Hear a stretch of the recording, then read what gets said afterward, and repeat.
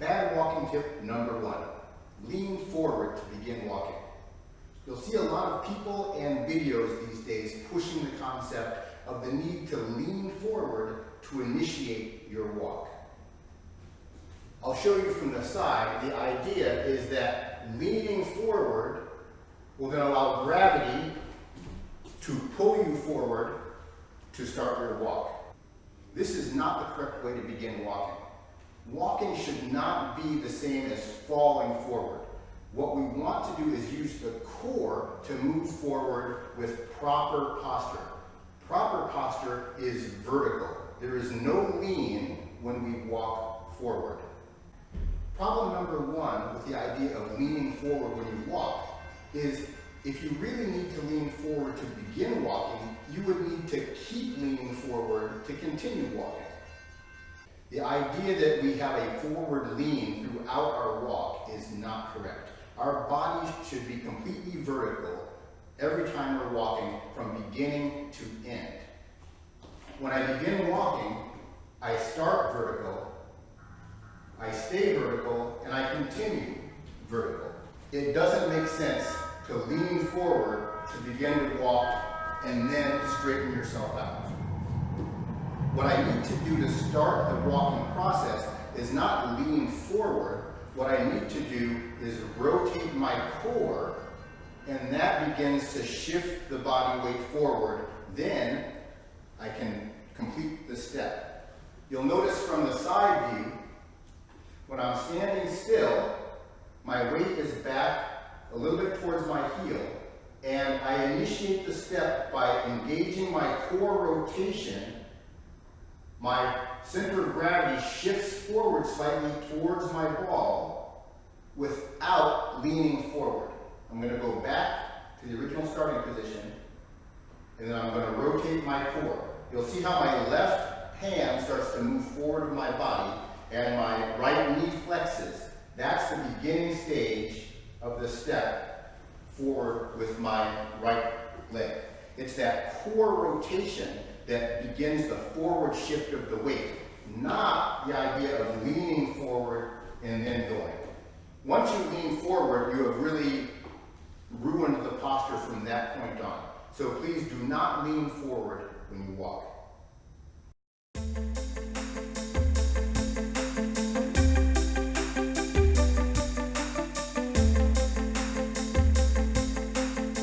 Bad walking tip number 2. Don't place the heel, or heel striking is bad. We shouldn't confuse the idea of midfoot striking with running with midfoot striking with walking. When you're running, it's possible to lift off and land on the middle of your foot. So I don't have any problem with that concept. But when we're walking, both feet have to be on the ground at one point in time.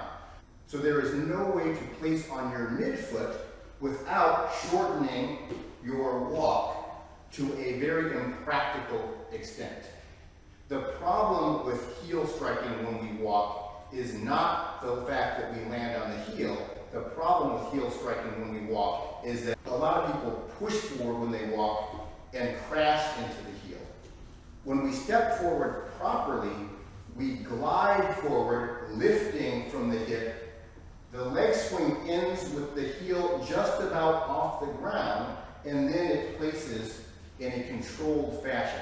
So the problem is not with heel striking with walking. The problem is with striking when walking, and that is the issue.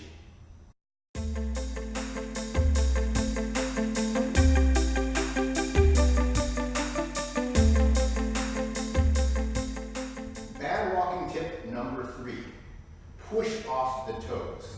This is a really common instruction even from therapists and trained physicians when they describe how to walk. The idea is that we need to push off the ball of the foot in order to give ourselves momentum to continue to walk forward.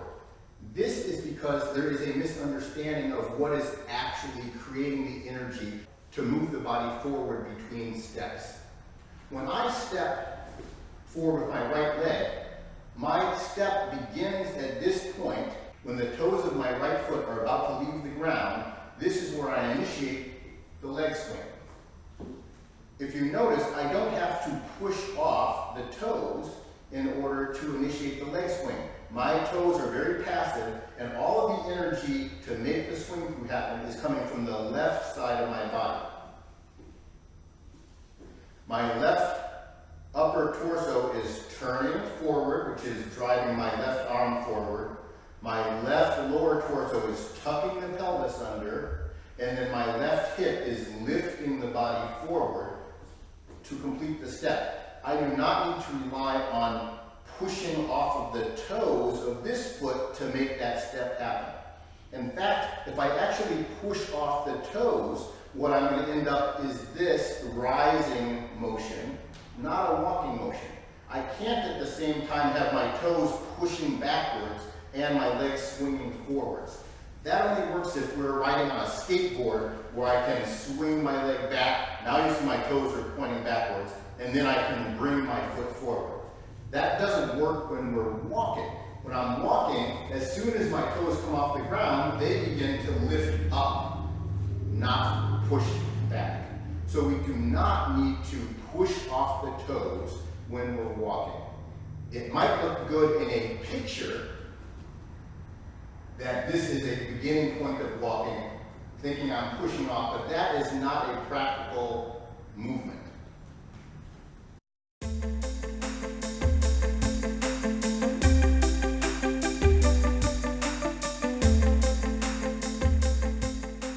Bad walking tip number 4, push off with the hips. This is another very common tip that people give in order to help people walk correctly, but it is missing the point of how walking is really done. We don't want to push off of the hips. When we say push, what we're generally talking about is extending our hip. This is my hip muscle. When I extend my right hip, it is pushing my knee backwards.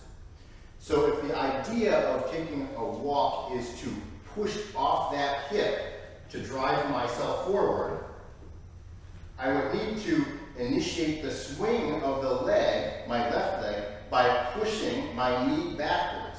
If I actually do that, what it does is pushes my body backwards. It doesn't push me forwards. The only way to push with an extending hip is to get to this position and then push, and you notice there, it forces me to crash into the ground, which is absolutely not what you want to do when you're walking. So I don't want to push off the hip. What I want to do is lift with the hip to glide my body forwards. Instead of pushing the knee backwards, which is hip extension, I'm actually pulling the knee forward to take that step. So when I take my step with my left leg, I change my weight, and then I lift my knee forwards to complete the step. That allows me to glide through the step rather than crash into my heel. So we don't want to push with an extending hip. There may be some misunderstanding between how we're using our glutes that accounts for why people are making that recommendation. We do need to use our gluteus medius to support our body weight when we're standing on one leg.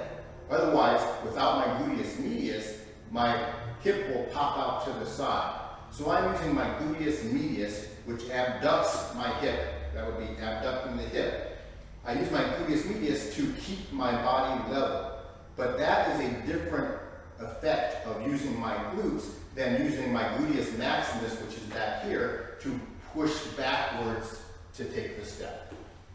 Some people use the swing leg hip when they're walking in this fashion, taking small steps and not using the standing hip to move their body forward. From the side view, that would look like this.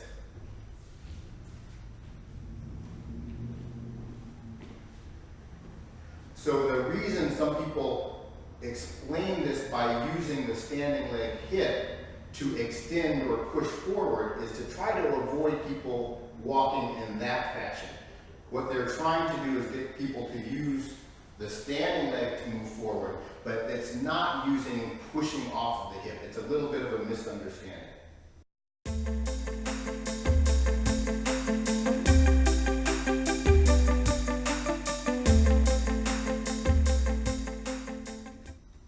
Bad walking tip number 5 is tighten or squeeze the glutes, or tighten and squeeze the core. This is another issue related to the idea of using that standing leg hip to move yourself forward. But what is tightening of the hip and what is tightening of the core? When I tighten my arm, what I'm doing is contracting my bicep muscle and my tricep muscle so they fight against each other. That's not how I would want to move my arm. You wouldn't tell a baseball pitcher to improve their pitching technique by tightening their arm. You want their arm to be loose and fluid. And when we walk, we want to be loose and fluid. So the idea of tightening my glutes is really just engaging my glutes and my hip flexors at the same time, so they're squeezing against each other. That's not causing any motion to happen. Just squeezing my glutes doesn't make anything happen. That means I'm tightening my muscles here and I'm tightening my muscles back here at the same time, so they're working against each other. Walking with fluidity involves using the muscles to do the function that they're trying to do. So I think of lifting with my hip to move myself forward, not squeezing the hip. Squeezing again just makes two opposing muscles fight against each other and really doesn't get us to move where we want to go.